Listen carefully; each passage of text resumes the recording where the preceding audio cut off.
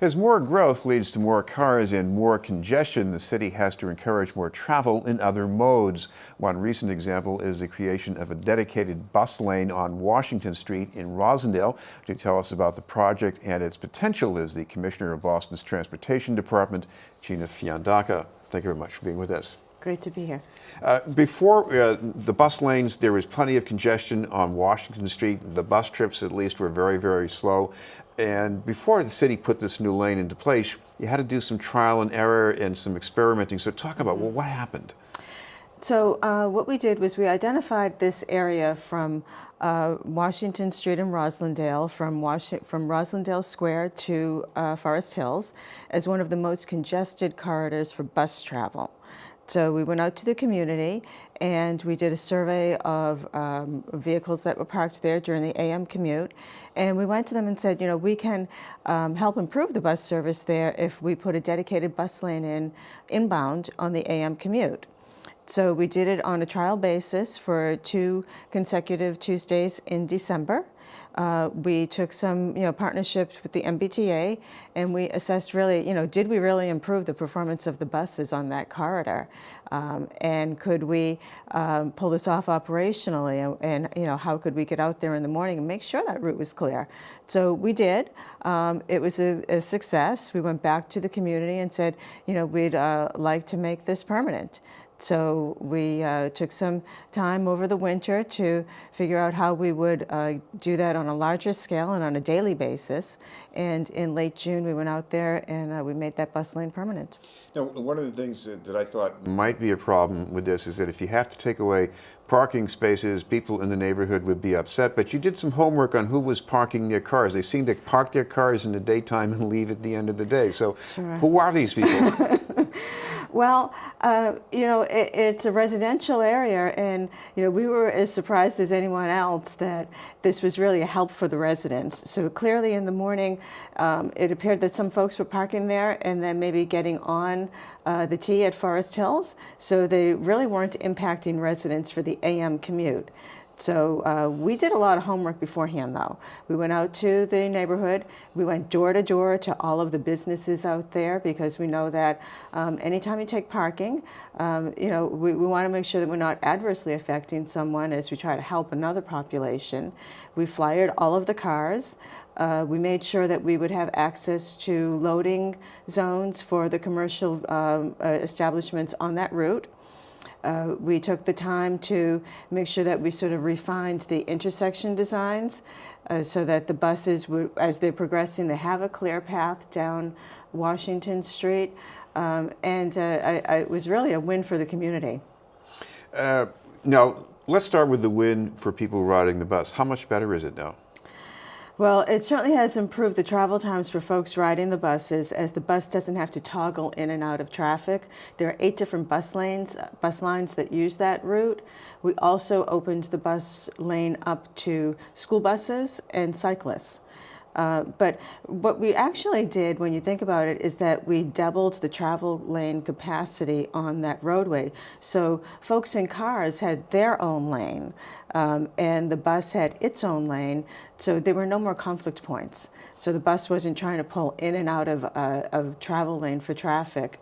And once you kind of reduce those conflict points, it's a smoother ride for everybody. Now, I would have thought that beforehand, people on bikes, they could scoot by anything that was held up, let's say by a school bus that was stopping.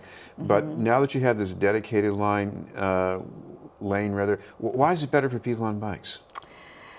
It's a clear lane for them most of the time as well, so that they're also not toggling in and out of traffic with a vehicle trying to get down the street and a bus pulling over to the curb to pick up passengers. So it's much easier for motorists to see the cyclists and much easier for the cyclists to see what's ahead of them down the road as well. Well, this is only one particular project, but you have a whole citywide project that's going on as well here about safety and relieving congestion. How does this fit into that? Sure. In March of 2017, the City of Boston, under Mayor Walsh, released Go Boston 2030, which is the city's long-term mobility plan. And in order to release that, we went out to the community and we heard from literally hundreds of thousands of people. They weighed in online, we went out to the community, and we said, what's your vision for mobility? And what's your vision for how to get around in the future? And from that, we heard that safety, reliability, accessibility in their transit systems are so important to them. And we garnered from that 58 projects and policies that comprise Go Boston 2030.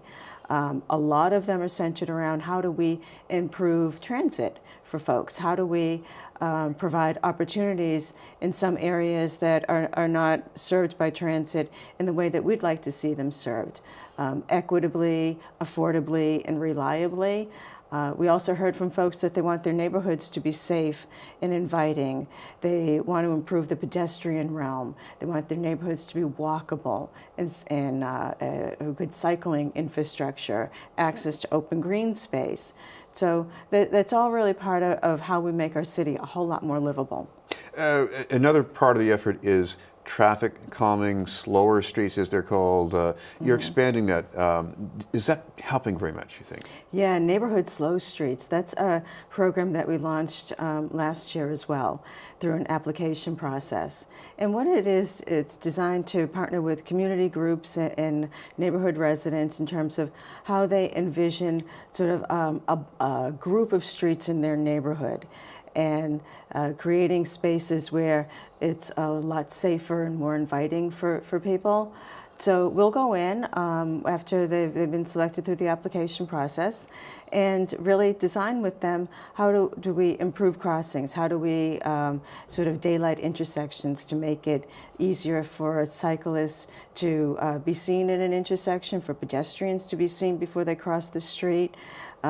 We'll put what we call rapid flash beacons, which are just sort of flashing lights that alert the motorist that a pedestrian is in the crosswalk.